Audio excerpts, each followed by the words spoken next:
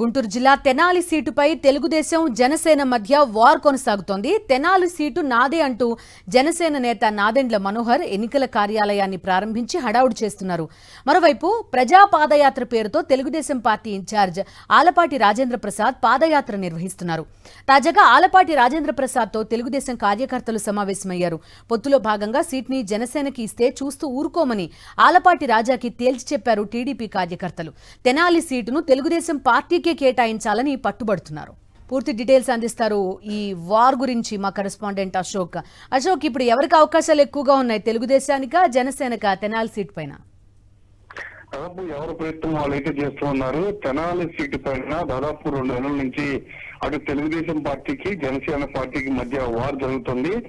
ఇప్పటికే నాదెండ్ల మనోహర్ ఎన్నికల కార్యాలయాన్ని కూడా ప్రారంభించారు. ఖచ్చితంగా తెనాలి సీటు జనసేనకి కేటాయిస్తారు, ఇక్కడి నుంచి నేను పోటీ చేస్తున్నానని కూడా ప్రచారం చేస్తున్నారు. ఈ నేపథ్యంలోనే తెనాలి సీటు జనసేనకి కేటాయిస్తారంటూ పవన్ కళ్యాణ్ కూడా అనఫీషియల్ గా చెప్పడం జరిగింది. ఈ నేపథ్యంలో తెనాలి తెలుగుదేశం పార్టీ ఇన్ఛార్జిగా ఉన్న మాజీ మంత్రి ఆలపాటి రాజేంద్ర ప్రసాద్ నేను ఇక్కడి నుంచే పోటీ చేస్తాను, ఈ సీటు ఖచ్చితంగా తెలుగుదేశం పార్టీని కేటాయిస్తారు అని కేడర్ లో ఉత్సాహం నింపుతున్నారు. దాదాపు 2 నెలల నుంచి వీళ్ళ మధ్య ఆధిపత్య పోరు కొనసాగుతూ ఉంది, గొడవలు జరుగుతున్నాయి. ఈ నేపథ్యంలోనే ఇవాళ తెలుగుదేశం పార్టీ ఇన్ఛార్జితో కార్యకర్తలు సమావేశమయ్యారు. ఎట్టి పరిస్థితుల్లో తెనాలి సీట్లు జనసేనకి ఇవ్వడానికి వీల్లేదు, ఖచ్చితంగా జనసేన గనక ఇస్తే మేమంతా రాజీనామా చేసి వెళ్లిపోతామను అంటూ ఆలపాటి రాజేంద్ర ప్రసాద్ కి తేల్చి చెప్పారు. నేను కూడా అధిష్టానంతో చెప్తున్నాను, కానీ జనసేనకు కేటాయిస్తారని చెప్తున్నారని ఆలపాటి రాజా వాళ్ళతో చెప్పడం జరిగింది.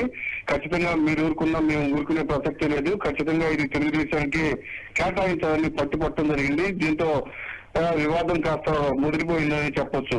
అశోక్, జిల్లా వ్యాప్తంగా చూసుకుంటే చాలా నియోజకవర్గాల్లో గట్టి నాయకులు లేని పరిస్థితి ఉన్న చోట్ల మాత్రం ఇద్దరికి కాంపిటీషన్ ఫుల్ గా కనబడుతుంది, అటు తెలుగుదేశానికి జనసేనకి కూడా.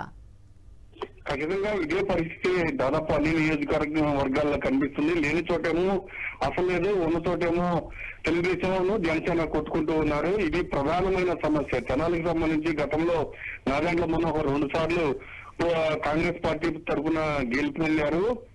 నాదెండ్ల మనోహర్ ది సొంత నియోజకవర్గం తెనాలి. అలానే ఆలపాటి రాజా కూడా ఒకసారి గెలుపొందారు.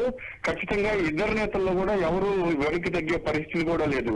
ఆలపాటి రాజేంద్ర ప్రసాద్ ఇప్పటికీ చంద్రబాబు పిలిచి చెప్పారు, కానీ ఖచ్చితంగా ఇక్కడి నుంచి నేనే పోటీ చేస్తాను అని కేడర్ కూడా చెప్పడం జరిగింది. అందుకే ఆలపాటి రాజేంద్ర ప్రసాద్ 2 రోజుల క్రితమే ప్రజా పాదయాత్ర పేరుతో ఆయన కూడా ఎన్నికల ప్రచారం చేస్తూ ఉన్నారు. మరొక వైపు జనసేన కూడా ఇప్పటికే పార్టీ కార్యాలయాన్ని ఎన్నికల కార్యాలయాన్ని ప్రారంభించి అక్కడ కూడా ప్రచారం చేస్తూ ఉన్నారు. కానీ అశోక్, ఒక్క విషయం చెప్పండి, నాదెండ్ల మనోహర్ కే సీటు తెచ్చుకోలేకపోతే ఆ పొత్తులో అసలు జనసేనకి ఉండే పట్టు ఎంత అనేది కూడా క్వశ్చన్ మార్క్ వస్తుంది.